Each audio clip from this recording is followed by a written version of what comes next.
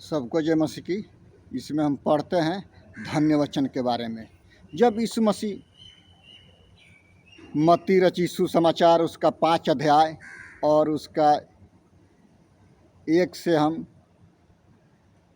12 पद में हम देखते हैं कि इस भीड़ को देखकर पहाड़ पर चढ़ गया और जब बैठ गया तो उसके चेले उसके पास आए और वो अपना मुंह खोलकर उन्हें उपदेश देने लगा। कौन पहाड़ पर चढ़ गया? यीशु मसीह पहाड़ पर बैठ गए और चेले आए और उनको सिखाने लगे। क्या ही धन्य है वे जो मन के दिन है, क्योंकि स्वर्ग का राज उन्हीं का है। धन्य है वह व्यक्ति जो मन के दीन है, नम्र है, सब्ट है, क्योंकि वो स्वर्ग का राज उसी का है। दूसरा का है कि धन्य है वे जो शोक करते हैं, क्योंकि वे शांति पाएंगे। क्या क्या चीज़ के लिए शोक करना? देश की बुराई होती है, हर एक प्रकार के अपराध होते हैं।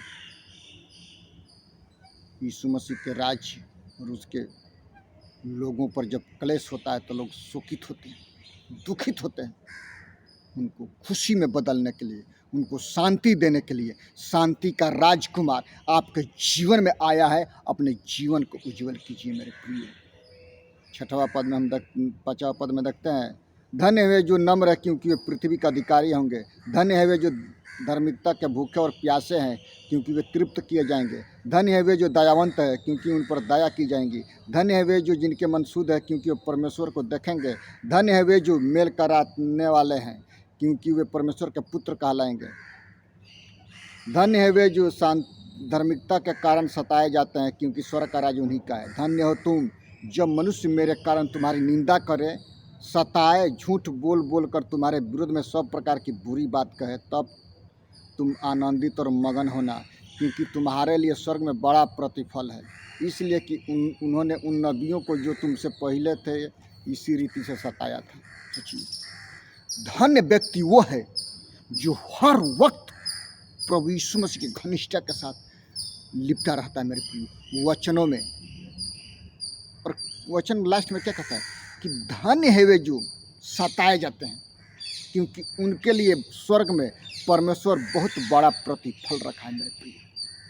प्रतिफल पाना है तो जेल जाना है। हमारे बहुत से मित्र लोग हैं जो आजकल जेलों में भी हैं, उनके लिए परमेश्वर बहुत बड़ा प्रतिफल रखा है।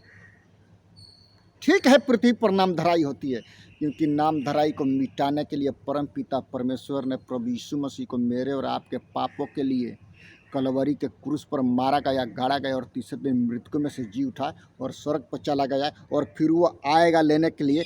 तब आपको वो पदवी देगा जो सबसे अलग होगा मेरे प्रिय। इसमें हम पढ़ते हैं, धर्म के भूखे और प्यासे हैं, दयावंत है, उन पर दया की जाएगी। क्योंकि मनुष्य मेरे प्रियो जो कुछ बोता है ना वही काटेगा। यदि आप आत्मिकता का बीज बोते हैं तो आप आत्मिकता का बीज ही काटेंगे। यदि आप बुराई बोते हैं तो आप बुराई काटेंगे। बबूल बो करके आप अंगूर नहीं काटेंगे, बबूल कांटा ही काटना पड़ेगा। अंगूर बो करके अंगूर काटना पड़ता है मेरे प्रियो। सेब बो करके सेब काटना पड़ता है। जैसा बोओगे वैसा ही काटोगे। धोखा न खाओ। परमेश्वर ठट्ठों में नहीं उड़ाया जाता, क्योंकि जितने लोग परमेश्वर को ठट्ठों में उड़ाते हैं उनको परमेश्वर ठट्ठों में उड़ाता है। जिस नाप से मनुष्य नापता है एक दूसरे को, उसी नाप से तुम्हारे लिए भी नापा जाएगा। अपने आँख के तिनके को देखना है, दूसरे की बुराई नहीं देखना। दूसरे की बुराई मनुष्य को जल्दी दिख जाती है, लेकिन अपनी बुराई, अपने घर की बुराई नहीं दिखाई देती है। ये डायरेक्टर, पास्टरों और जितने कलीसिया के एल्डर हैं उनको सुधरने और संवरने की ज़रूरत है। You see your self. तुम पहले अपने आप को देखो, तब तुम दूसरे को देखो। आप पहले अपने आप में झांक करके देखिए कि हमें कितना बुराई है, तब आप दूसरे को देखिए। ये नहीं कि आपकी बुराई आपको दिखाई नहीं देती है और दूसरे की बुराई दिखाई दे देती है। क्योंकि जिस नाप से आप नापते हैं ना, उसी नाप से आपको नापा जाएगा। धन्य है वे जो दयावंत है, क्योंकि उन पर दया की जाएंगी।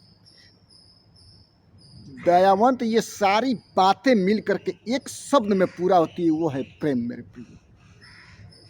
क्योंकि प्रेम अनेक बुराइयों को ढक्कन लगा करके कवर कर देता है। चाहे आपका पाप किसी भी रंग का क्यों न हो, यदि आप प्रभु यीशु मसीह के सामने घुटनों के बल में आते हैं और उससे प्रार्थना करते हैं, प्रभु यीशु मसीह आपके पापों को क्षमा करने के लिए हर वक्त वो तैयार रहते हैं। हर वक्त वो तैयार रहते हैं आपके पापों को क्षमा करने के लिए। दिन प्रतिदिन वो हाथ फैला करके खड़े हैं कि मेरा बेटा मेरा बेटी एक दिन ना एक दिन मेरे पास आएगा ही आएगा, और जब आएगा तो मैं उसको गले लगाऊंगा मेरे प्रिय। जब आएगा तो क्या करेगा प्रभु यीशु? गले लगाएगा, उसको चूमेगा, चाटेगा। जिस प्रकार से लाजर जब अब्राहम पिता के गोद में गया तो परमेश्वर बहुत प्यार किया। धनवान नरक में चला गया, तड़पने लगा, बोलता है कि लाजर को भेज दे, मेरे पृथ्वी पर 4 भाई हैं, उनको समझाए सिखाए। अब्राहम पिता कहते हैं कि वहाँ पर नबियों और भविष्यद्वक्ताओं का कमी नहीं है, नबियों का कमी नहीं है। उनके जब ये नहीं सुनेंगे तो इसकी क्या सुनेंगे? कहने का मतलब है कि प्रभु यीशु मसीह मारा गया, गाड़ा गया और तीसरे दिन मृत्यु में से जी उठा, 40 दिन और 40 रात पृथ्वी पर रहा और सब कुछ सिखाया, पढ़ाया। जब यीशु मसीह के लोग नहीं सुनते हैं तो दूसरे को क्या सुनेंगे मेरे प्रिय? इसीलिए पहाड़ी उपदेश में हम पढ़ते हैं कि पहाड़ी उपदेश अपने हृदय रूपी पट्टियों में लिख करके रखना चाहिए। धन्य है वे जो दयावंत है, क्योंकि उन पर दया की जाएगी। पहाड़ी उपदेश ऐसा ही नहीं है। धन्य है वे जो धर्म के कारण सताए जाते हैं, क्योंकि उनसे पहले नबियों को, बहुत से नबियों को सताया था।